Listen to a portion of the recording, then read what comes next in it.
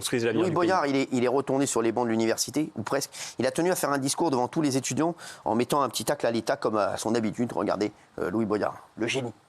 Bon, premièrement, j'aimerais vous remercier, je pense, au nom de notre pays, parce que aujourd'hui, on est absolument scandalisé par les propos qui peuvent être tenus par un gouvernement qui ne nous représente pas et qui ne mène pas une politique en notre nom. Quand j'entends hier Gabriel Attal dire que les étudiants de Sciences Po accusent Israël de surréagir, non, ça ne s'appelle pas une surréaction, ça s'appelle un génocide. Je vous le redis et je pense qu'il y a des millions de personnes dans ce pays qui pensent comme moi. Vous êtes la fierté de la France. Merci mille fois.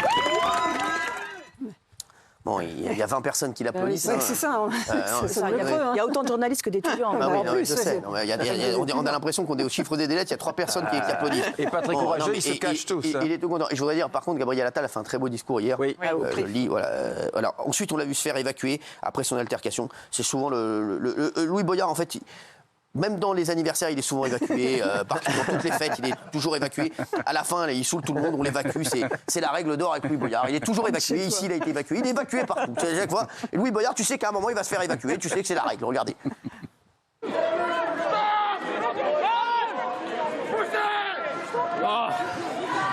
reculez, monsieur!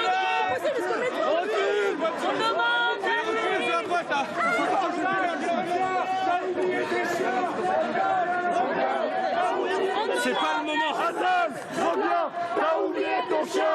Hassan, reviens, t'as oublié ton chien. Il y a plus de En plus, policiers ils que sont pas beaucoup. d'étudiants. Non, pas beaucoup. Sans rigoler, c'est incroyable. Vous voulez que je vous raconte comment ça s'est passé, Cyril? Parce que moi, j'étais là. Ah oui. Je suis allé sur place parce que moi, je me dis, on n'a plus le droit de céder le terrain à des gens qui, aujourd'hui, veulent occuper nos amphis, veulent occuper nos rues. Et on était en train de discuter avec Louis Boyard. Moi, d'une certaine manière, j'ai du respect pour tout le monde et pour les gens, vous le disiez à l'instant, qui assument leurs convictions.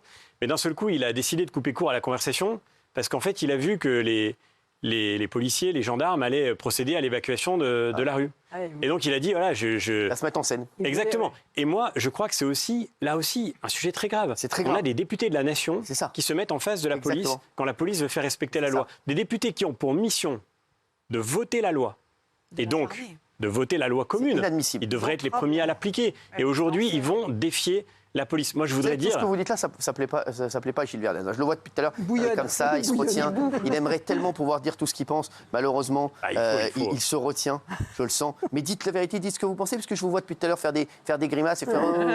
Ah non, je faisais pas de grimace. Non, mais si, dites ce que vous pensez. Non, mais je trouve que M. Bellamy... Non, mais allez-y, dites-le vraiment. À M. Bellamy? À tout le monde. Non, mais c'est à M. Bellamy que je parlais. Dites-le à tout le monde. Pour un enseignant, pour un prof, vous avez une drôle de manière d'évaluer la liberté d'expression. Non. Donc là, Louis Boyard. Non, pas Louis Boyard. Ouais, pas Louis Boyard. Si. Parce que vous savez pourquoi? Parce que vous êtes un petit malin. Parce que vous savez que Louis Boyard, si vous prenez que Louis Boyard comme exemple, on va vous tomber dessus. Donc vous dites non, pas Louis Boyard. J'ai pas peur que vous me tombiez dessus, vous me tombez dessus tout le temps. Donc j'ai pas peur du tout. Vous savez, je vous tombe dessus. C'est proportionnel à ce que vous dites comme bêtise. Pas de problème. Donc forcément, oui. Mais vous me laissez toujours m'exprimer. Oui, mais je sais. Oui, je sais. Vous savez que c'est dur pour moi, mais je le fais. Non, mais Monsieur Bellamy, moi je trouve c'est très bizarre. Vous dites on va raccompagner à la frontière les étudiants boursiers on va virer les étudiants étrangers qui manifestent. Vous êtes républicain, vous ne pouvez pas juguler comme ça la liberté d'expression. Moi, je suis pas d'accord avec eux sur le fond. Mais vous pouvez pas les bâillonner, ces gens-là, les empêcher de parler. Je trouve que c'est bizarre. Mais Gilles Verdez, je vous dis une chose très simple. Ils empêchent les autres de travailler. 3 jours. Non, c'est inadmissible. Mais les facs, ça a toujours été ça. J'ai passé des années en fac. Mais vous n'étiez pas en fac, vous étiez dehors en train d'aller chercher des... Arrêtez, Géraldine, vous dites n'importe quoi. Et bien sûr qu'elle a raison, il y a des slogans antisémites. Elle a raison. Mais non. Bien sûr que si. Je vous dis, mais Gilles Verdez, pourquoi on peut être en désaccord sur le fond et laisser les étudiants s'exprimer. Pourquoi vous mettez en doute les infos qu'on vous donne? Monsieur Bellamy, est-ce qu'il y a eu des slogans antisémites, oui ou non? Bien sûr que oui, mais ça n'a rien à voir. C'est anecdotique. En disant ça. Donc attendez, Gilles Verdez, revenons à la question que vous posiez. Vous êtes étudiant. Et on vous accueille dans un autre pays que le vôtre. On vous accueille pour faire des études dans une université prestigieuse. Exactement. Oui. Vous y allez, vous êtes accueilli, vous y passez une année d'études. Exactement. Au milieu de cette année, vous foutez le bordel. Vous commencez à empêcher les autres étudiants qui sont dans la même institution que vous de travailler correctement. Et vous trouveriez ça normal qu'on dise ah oui, non, tout va bien, il ne se passe rien, on reste comme ça? Non, mais bien sûr que non. Il y a un moment où si on veut se faire respecter, il faut d'abord... En fait, s'il vous plaît, Gilles Verdez, l'exemple qu'il a donné, et là, le cas précis qu'a donné François-Xavier Bellamy, il est clair. On donne la chance à des étudiants étrangers de venir faire leurs études à Sciences Po, c'est très bien, bravo. Mais on leur donne la chance de venir et ils vont foutre le bordel et ils vont empêcher d'autres élèves de travailler. Mais Gilles Verdez dit que c'est très bien, continuez. Donc les mecs, on leur donne une chance. Gilles Verdez, écoutez-moi bien, votre France, elle est finie. Je vous le dis. Vos idéologies comme ça, c'est terminé. Les Français en ont marre d'entendre des choses pareilles. Et même moi, je vous jure, il y a tous les jours dans la rue, les gens me disent comment vous faites, monsieur Hanouna? Comment vous faites pour supporter les inepties de Gilles Verdez à longueur d'émission? Non mais vraiment, je vous jure que c'est vrai, c'est une épreuve. Donc heureusement que je vous aime bien. Parce que si en plus je vous aimais pas dans la vie, ça serait quand même très compliqué. C'est-à-dire que les étudiants étrangers qui viennent en France, ils signent une clause. Je vais vous dire. Je n'ai pas le droit de parler. Il y a une différence entre parler et bloquer. Immobiliser une école. Toi comme moi, on a fait les facs, les écoles, etc. On faisait des AG, on faisait des assemblées générales. Ça ne bloquait pas le reste. Bien sûr. S'il vous plaît. Et puis Gilles, surtout qui par ailleurs, excuse-moi, tu balayes d'un revers de main des slogans antisémites, pardon. Bien sûr. La liberté d'expression, c'est la tarte à la crème. Maintenant, quand c'est un délit l'antisémitisme, tu ne peux pas proférer des insultes antisémites. Non mais l'exemple, franchement, ce qu'a dit M. Bellamy il y a un instant. Des étudiants, on leur donne une chance de venir étudier, des étudiants étrangers, et ils viennent foutre le bordel. Non mais c'est... Non mais je ne pense pas qu'à eux. Oui, bien sûr. Il y a des étudiants français. Parce que c'est lui qui a dit ça. Bien sûr. Ce que je veux dire, c'est qu'il y a des choses à faire pour réagir. Et M. Bellamy. Et moi, je le dis comme professeur. C'est vous qui avez dit monsieur... Non, vous avez dit monsieur Bellamy, vous avez posé la question, vous avez dit les étudiants étrangers qui foutent le bordel, vous voulez les enlever de l'école. Donc c'est vous qui... c'est ce qu'il venait de dire. Non mais c'est vous qui avez posé la question. Bien sûr. Mais c'est la moindre des choses. C'est la moindre des choses. Je dis ça comme professeur. Et c'est pas que moi qui dis ça d'ailleurs. C'est Jean-Michel Blanquer, qui était ministre de l'Éducation nationale. Il dit la même chose que moi sur ce sujet. Je n'ai pas été d'accord avec lui sur tout, mais sur le coup, on est d'accord. Le fait est qu'aujourd'hui, je le dis comme professeur, je pense qu'il y a une question d'exemplarité. Comment vous voulez que les professeurs, comment vous voulez que les parents de ce pays, ils puissent réussir à faire respecter les règles élémentaires, l'autorité dont on a besoin pour construire une société et pour vivre en liberté. Parce qu'on a besoin d'autorité aussi pour vivre en liberté. Parce que s'il n'y a pas ces règles fondamentales, si on n'a pas des valeurs communes, de fait, on tombe vite dans le chaos. Eh bien, si on veut faire respecter ces règles-là, il faut effectivement qu'on s'en donne les moyens et il faut qu'on agisse aujourd'hui. Comment vous voulez que des étudiants, des élèves, se disent on va avoir un comportement irréprochable quand ils voient le comportement de députés comme Louis Boyard et d'autres députés de la France Insoumise à l'Assemblée nationale qui ont des comportements inadmissibles, ou quand ils voient des gens comme Gilles Verdez les défendre? Comment vous voulez faire? Comment vous voulez expliquer à votre enfant, à vos grands-enfants comme Valérie ou à son fils, qui voilà, vous allez leur dire il faut avoir un comportement irréprochable. Comment vous faites? Quand vous voyez des gars comme ça, ils vous disent non, il est député, regarde maman ce qu'il fait. Comment vous voulez faire? C'est pas possible. Aujourd'hui, ils font énormément de mal. Je vous le dis, à la société et à la France. Et Gilles Verdez, je trouve que vous devriez le dire. Parce que c'est pas parce que ce sont vos amis. C'est pas mes amis. Oui, je suis contre ce qu'ils disent, je suis contre ce qu'ils font. Je suis contre leur non-condamnation de l'attentat terroriste. Je l'ai dit depuis le départ. Oui. Mais moi, je dis simplement que des étudiants bloquent des facs. C'est inadmissible. 20 étudiants qui bloquent une fac, c'est inadmissible. Même 100 étudiants qui bloquent 15 000 élèves, c'est inadmissible. Et surtout Sciences Po. Vous êtes encore à côté de la... Si vous voulez, c'est pas mon opinion, mais j'entends ce que vous dites. Ah oui, mais non, mais vous en... Moi aussi, j'entends ce que vous dites. C'est le problème. J'aimerais mieux être sourd. Surtout Sciences Po, qui est censé être l'élite des facs, des écoles, etc. Ça donne un exemple pitoyable même pour les écoles publiques, pour les lycées. Ils salissent le diplôme, malheureusement, pour les étudiants qui n'ont rien demandé, ils salissent le diplôme. C'est ça, ils salissent le diplôme, je peux te dire. Ils ont fait très mal à Sciences Po. Gilles Verdez qui dit non. Non, mais ils n'ont rien fait. Mais c'est insupportable, Gilles, arrêtez. D'accord, j'arrête. Non, mais sans rigoler, vous entendez Valérie Benaïm? Comment il peut dire qu'ils ne salissent pas l'école? Je suis désolé. Mais parce que Gilles est dans une tradition, et on l'entend, évidemment, il y a eu une grande tradition de mai 68 à aujourd'hui, de tradition de blocage, etc. Là, ce qui pose question, c'est les slogans. Quand mai 68 dit aimer sans entrave ou sous les pavés la plage, il est interdit d'interdire, ça n'allait pas à l'encontre parfois, comme on a pu l'entendre là, et c'est pour ça qu'il y a une collusion dans les slogans de thèmes qui posent des vraies questions, et notamment des slogans antisémites qui posent question. Mais 68, c'est un problème chez nous. Oui, c'est un problème.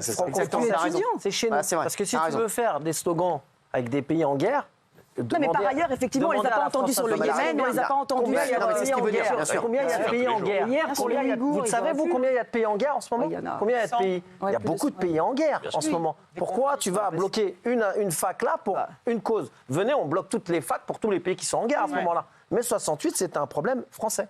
Là, c'est pas un problème français, c'est ce que je disais l'autre fois. Et je trouve, pour finir, c'est l'évacuation la plus cool que j'ai jamais vue. Moi aussi. Des CRS qui poussent les gens comme ça, c'est magnifique. J'ai cru qu'on était en cours. Je pensais qu'il faisait une chenille, moi. Il est venu directement derrière un CRS. Ouais, c'est vrai, comme ça. Pousse-moi. Mais on voit qu'il j'ai pas vu ça sur les gilets jaunes. Et vous savez pourquoi les CRS font ça? J'ai pas vu ça pour les retraites. J'ai pas vu les CRS dans cet état-là. Vous savez pourquoi les CRS font ça? J'en sais rien. Je vais vous dire pourquoi. J'en sais rien. Parce qu'ils savent tellement que Louis Boyard attend la bavure. Il va les pousser après, il va dire oui, des CRS m'ont frappé. Ils ont été violents. C'est pour ça qu'ils font extrêmement attention, parce qu'ils savent très bien, ils évitent de tomber dans les pièges tendus par ces gens-là.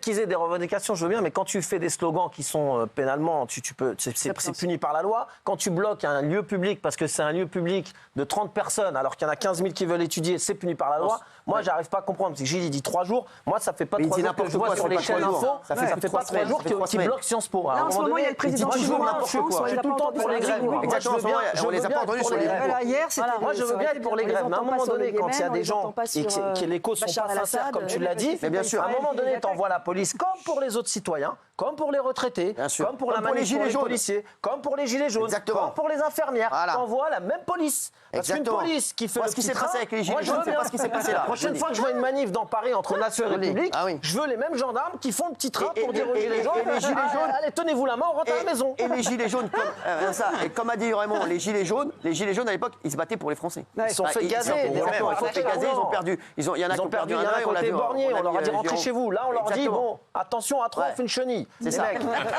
Ça va pas, ça. Le message, il est mauvais. Je suis assez d'accord. Le message est mauvais. Et le message est relayé par Gilles Verdet. Le message est qu'on manifeste, mais pas n'importe comment, en fait. François-Xavier, qu'est-ce que vous dites aux gens qui essaient de les... Voilà, aujourd'hui, avec la France insoumise, on sent qu'ils sont un petit peu isolés. À chaque fois, comment vous faites? Quelle est la réaction même des autres candidats avec la France insoumise? On a l'impression qu'on peut pas discuter avec eux. Moi, ce qui me frappe, c'est qu'aujourd'hui, sur le sujet de fond dont on parle, la France insoumise, c'est quand même le seul camp politique qui a été incapable de dire clairement que le 7 octobre, c'était un attentat terroriste islamiste. Oui. Or, le problème, c'est que le terrorisme islamiste, il menace aussi dans nos pays. Oui. Et donc, il y a un moment où, quand on décide de fermer les yeux sur une menace qui cible aussi nos pays, qui cible la France, qui a déjà frappé en France, sur une menace qui cible aussi des gens dans notre pays parce qu'ils sont de confession juive, quand on décide de fermer les yeux là-dessus, c'est qu'en réalité, on contribue à faire monter le danger qui touche aujourd'hui notre société. Et puis sur le fond, moi je vous le redis, ce qui me frappe, c'est que, en fait, ça dépasse même la France insoumise. Le vrai sujet aujourd'hui, c'est est-ce qu'on va laisser ceux qui pratiquent en permanence la culture du blocage avoir toujours raison à la fin? Ouais. Ceux qui décident de s'imposer par une forme de violence, parce que c'est une forme de violence en réalité. Moi, la démocratie, j'y suis profondément attaché, comme nous tous ici, j'en suis sûr. Je tiens à la liberté, comme vous. Je suis sûr que c'est une cause qu'on partage. Mais la liberté, ça veut dire pouvoir se parler, se respecter, ça veut dire respecter les mêmes règles. S'il n'y a pas de respect des règles, il n'y a pas de liberté, il n'y a plus que le chaos. Et en fait, c'est ça qui se dessine aujourd'hui, un peu partout dans le pays. Moi, je vais vous dire, il y a une culture de la grève, une culture du blocage. Vos amis de la France insoumise, qu'ils aillent aider les agriculteurs, quand ils étaient dans la rue, qu'ils aillent aider les agriculteurs qui sont vraiment dans une précarité immense, qu'ils aillent et voilà, je vous le dis, qu'ils fassent des choses un peu intéressantes. Ce sont des députés français, on ne les entend pas parler des otages français. Exactement. Il y a aussi 3 otages français encore là-bas. Non, mais bon, on ne les entend pas parler des otages français. Je vais vous dire, ils sont que dans le buzz, c'est insupportable. Merci. Il n'y a pas que cette guerre. François-Xavier Bellamy d'avoir été avec nous. Vous revenez quand vous voulez. Maintenant, ça fait 2 fois, vous savez, on dit jamais 203. Vous avez le bonjour de Jérémy Redler. Merveilleux. Salut de ma part. Il vous regarde. Merci. On se retrouve dans un instant. À tout de suite. Merci encore.